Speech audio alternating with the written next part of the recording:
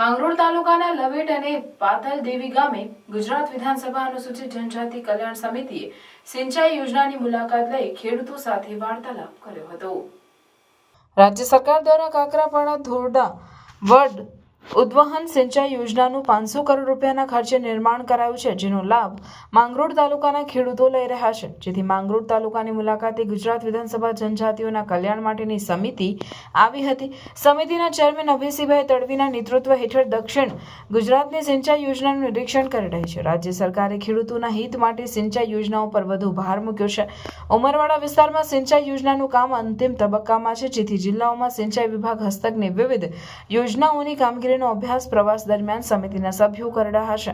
ત્યારે સુરત જિલ્લાના માંગરોળ વિધાનસભા વિસ્તારમાં સમિતિના સભ્યો આવી પહોંચતા માંગરોળના ધારાસભ્ય ગણપતભાઈ વસાવા અને સ્થાનિક આગેવાનોએ સમિતિના ચેરમેન અભયસિંહ તડવી તેમજ દાંતા ધારાસભ્ય કાંતિભાઈ ખરાડી, દાહોદના ધારાસભ્ય કનૈયાલાલ કિશોરી, વ્યારા ધારાસભ્ય મોહનભાઈ કોંકણી, નિઝરના ધારાસભ્ય ડોક્ટર જયરામભાઈ ગામિત, છોટાઉદેપુરના ધારાસભ્ય રાજેન્દ્રસિંહ રાઠવા તેમજ વિધાનસભા કમિટીના અધિકારીઓનું ઝંખવાવ ખાતે સ્વાગત કરાયું હતું।